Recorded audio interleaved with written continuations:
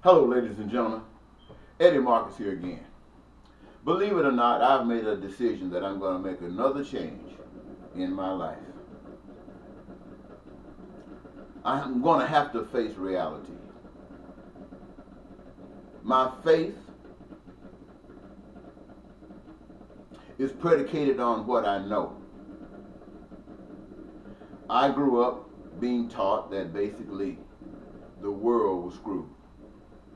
And when we refer to world, we're talking about the people all over the globe, the social systems that they have established, and the way they treat each other, indicating that it was screwed.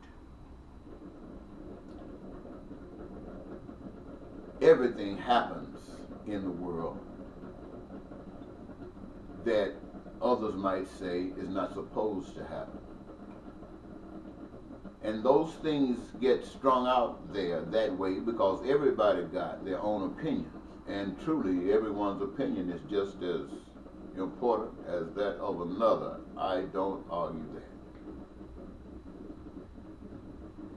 But having accepted that the world is like the world, as I described it to you, there were two things that I thought were above reproach. One was marriage. To me, marriage, I know people get married for all kinds of reasons. But to me, marriage ended up meaning what the vow said. Even though you might write your own, they mean that. You are, in most instances, put yourself before a public audience, or at least a witness, and you invoke the spirit of the creator of the universe. And you stand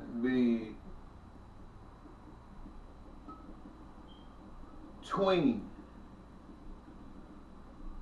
a man supposedly speaking those almost holy words, that you sit there and you make this commitment to one another. And in most instances, you say what you will not do. But those things that are most major is, and I guess they're major because these are consequences that we really find in society. We really see these things happening in life. And so we make sure that they're injected into this compromise, this promise,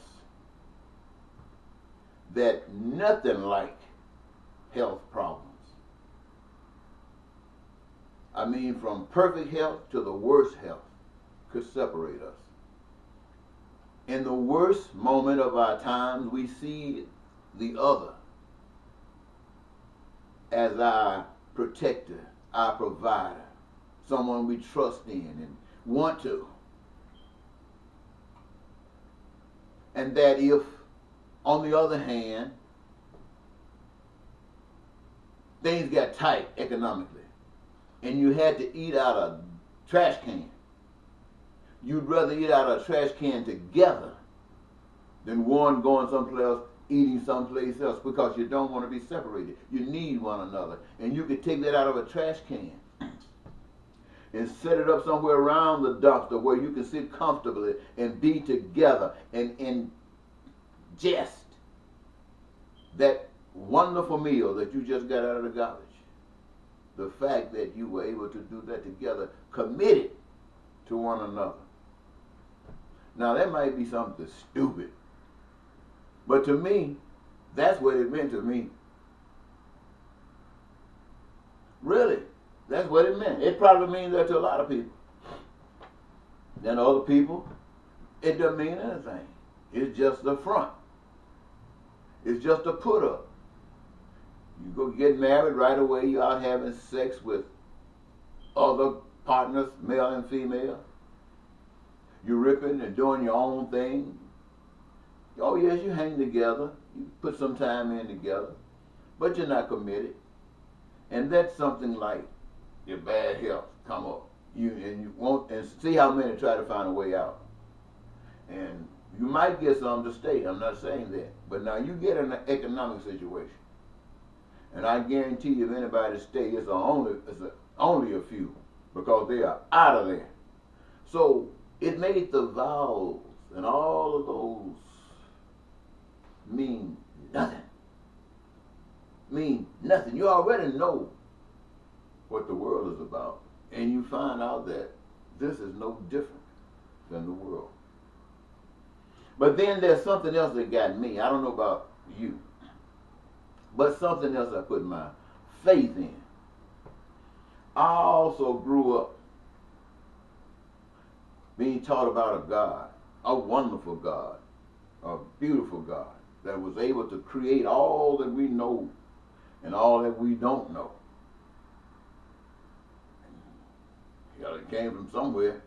I know it didn't come from me as an individual. And as human being, and being one, there's no crazy thought in my mind like we had anything to do with the structure of this. So I accept that this is a given. And so are we as human beings. I accept that. And so with that being a given, I have to think, or I do think, that the provider of such is absolutely wonderful. Wonderful. And thank you.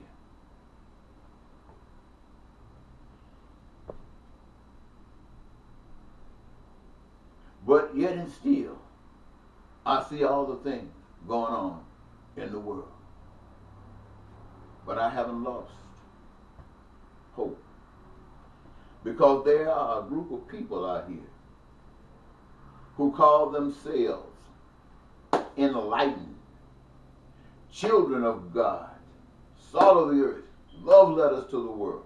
Why? Because they have accepted the reality of God in their lives.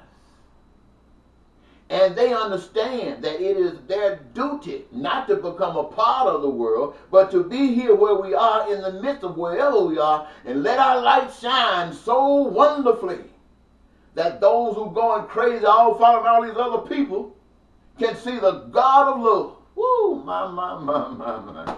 And say, what is that? And turn around and take a good look at God. Why? Because that spirit, you have accepted that spirit into your lives. And you shining brighter than any light. You're shining like the sun of Almighty God. And so people say, whoa, that's how I'm thinking that the church is supposed to be like. And so I never saw this amongst the church. I never saw it. But I believe with all my heart that that's the way it was supposed to be. And I just couldn't wait until I got a lot of the crazy stuff off my mind. I didn't say wrong stuff. I said crazy stuff. Crazy why? Because I know it's just a waste of time. But most of us have to go through that. So I went and got mine out of the way. And then I turned back on my focus. And I see what's going on. I see what's going on. And so I'm looking. Let me go out here in the church, the ones I just got through describing. I'm going to be so excited, and we're going to really shine. We're going to straighten the world out. I mean,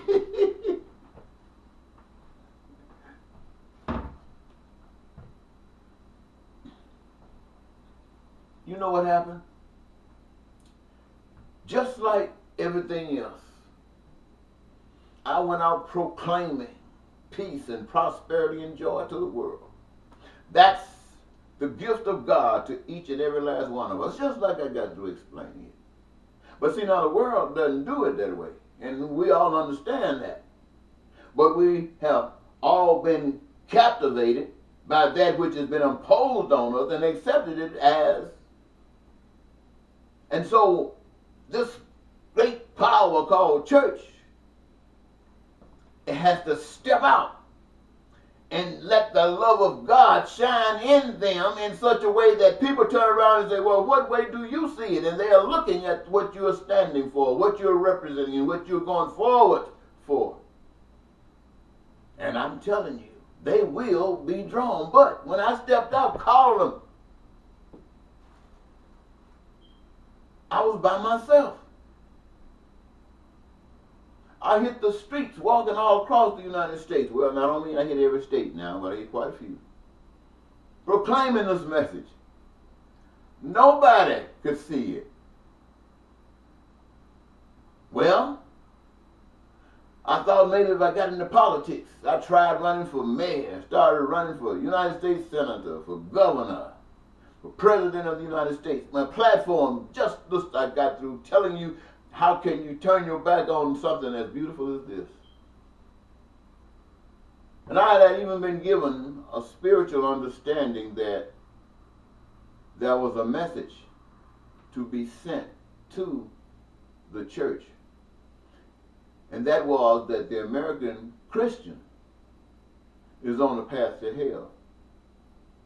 And I carried that, maybe that's why people weren't taking too much attention to me.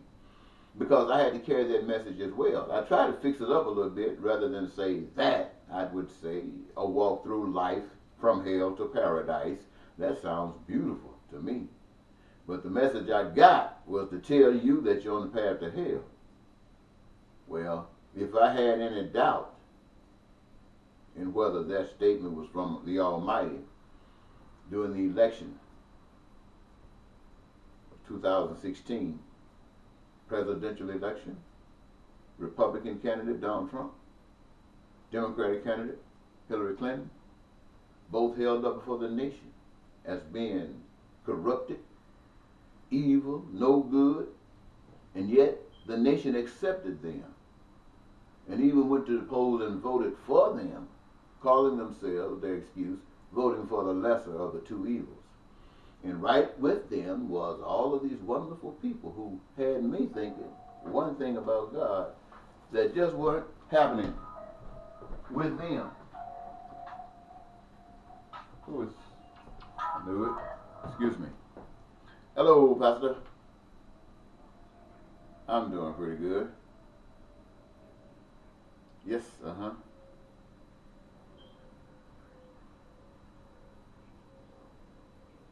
For the who? The needy. Okay. Me and you need to do something for the needy. Thanksgiving.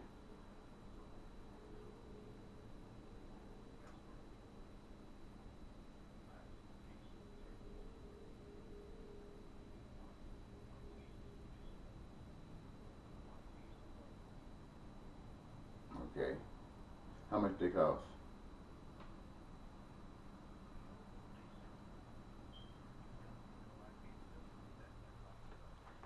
Oh, sounds like a blessing. Sounds like a blessing to me.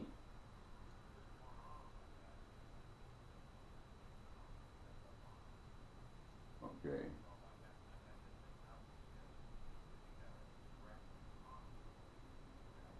hmm Okay, I support that. All right. That's right. That's right. That's right.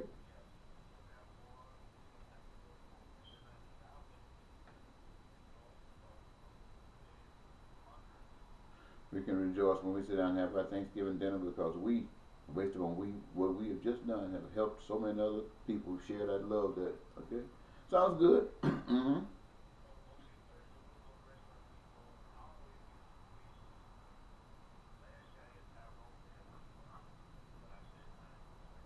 All right, I still got some muscles. By what time?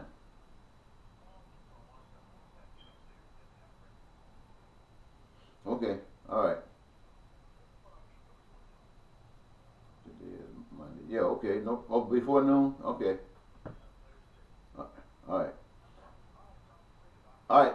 Huh?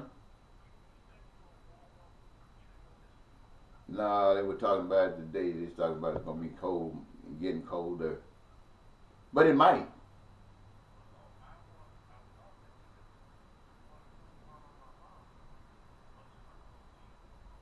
Well, I tell you, if okay, well, a day that they showing their face, and then Okay, you leaving it to me, sir?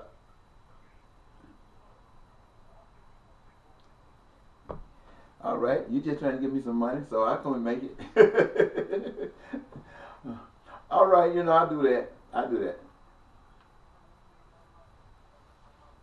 Right, right, we'll do. All right, bye bye. Well, ladies and gentlemen, I really didn't intend to share that much of my message with you, but there it is. And to get back to what I'm saying and was saying, is that church that you were expecting to come out there banging went right there and voted for evil. They call it the lesser of two evils. And for one who had been given this vision for years ago, back in the early 80s, about you on your path to hell, this was what I had. Then this is a conclusion. You've gone full circle, and now you were coming right back there solidifying it by voting for evil. And when they talk about the Illuminati and talk about those of the New World Order, they always talk about they're going to conquer the world. That the situation really is, will it be where you just give over or whether they just got to take it. They were going to get it. And it seems as if whatever they have done has worked, because they got a man to run for president of the United States who was a liar and didn't mind you finding out about it. All he had to do was tell you he was the best man in the world. That whoever told you he was a liar was lying. A crook. And he come before you and told you he never done nothing crook. He's the most honest man in the world. And whoever said that was lying. Told you bluntly. And you bought into all that shit. And the reason that you bought into it is because he knew that your ass is fake. He knows that everything that you think about him, you do it as well. How do you think he's avoided going to jail all this time? By knowing who you are. Knowing you are as fake as hell.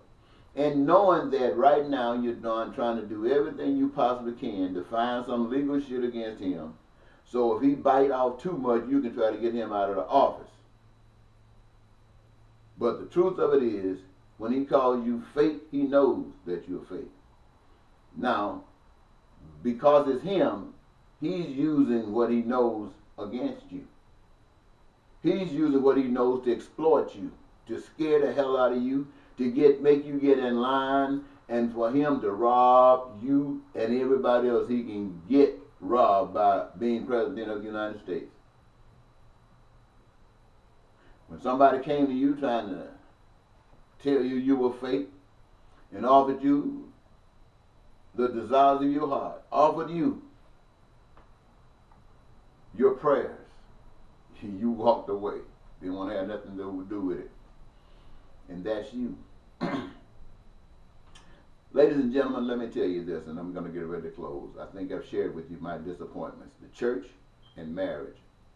And so basically, I don't give a fuck about all the other bullshit, the school. Y'all just fucked up, and I done followed you enough. Now, what I'm going to do for the future is do what's right, and to hell with what all of your rules and laws are. You don't support me. You're robbing me. My food, clothing, shelter, education, health care, based upon the job that I've been performing for the past 40 years, entitles me to any and everything that's on the face of this earth. And as long as I continue to do that, I'm continuously entitled. But do I have it? Hell no, I don't have it. Do I have adequate health care? Hell no, I don't have it. Why? Because your ass stands in the way. Do I have dental care? Adequate dental care? Hell no. Why? Because your ass stands in the way. Well, you've been standing in the way, but I'm going to tell you right now, you're going to have to move. You're going to have to move. And I don't mean to sound, it came out rough and tough and bad, because even if I were, it would not accomplish me anything.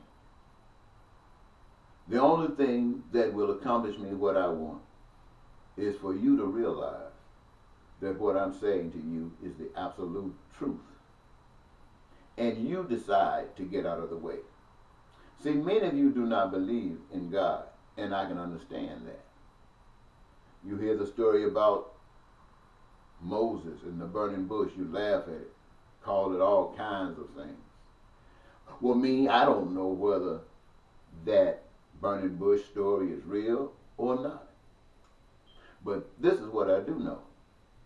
I do know that there's a power that you can't see, you can't touch, you can't feel. And it is as real as me talking to the space right here. It's just that real. And it has power to do what you and I cannot even do. What you and I are not even aware of. I know that for a fact. And so it is not just by virtue of what I was taught about God and the reality of God. I've seen something that makes me think without a doubt, makes me accept easily that there is a God. And when I'm calling it God, I'm talking about a power that's much more powerful than all of us together. All of humanity together. Based upon what I have had revealed to me. And so whether there was a burning bush real story or not, I know this, that power that I stand here in representation of today, here for you, can set a bush burning that'll burn forever, and there's nothing that a human being on earth can do to put it out. I know that for a fact. So when somebody says, well, do you believe in Jesus? Hey, it's not about do I believe in Jesus. Ask me, is it possible? And I'll tell you yes, in a heartbeat. Simple. Why? Because I know what I know.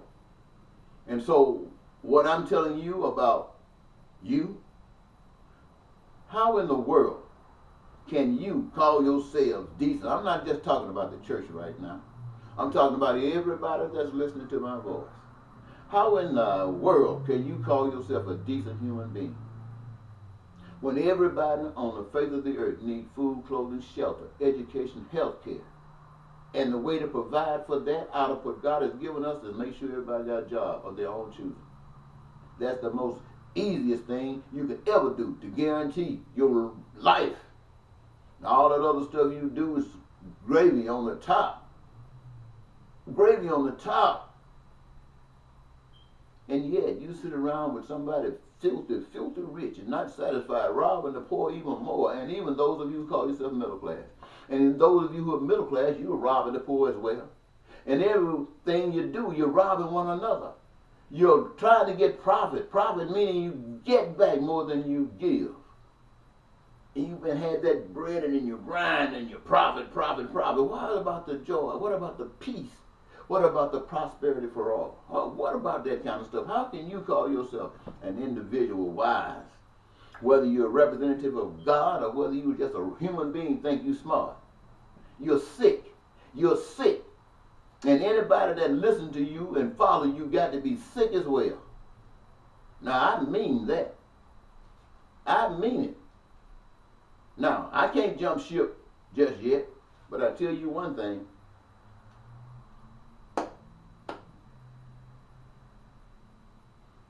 Listen.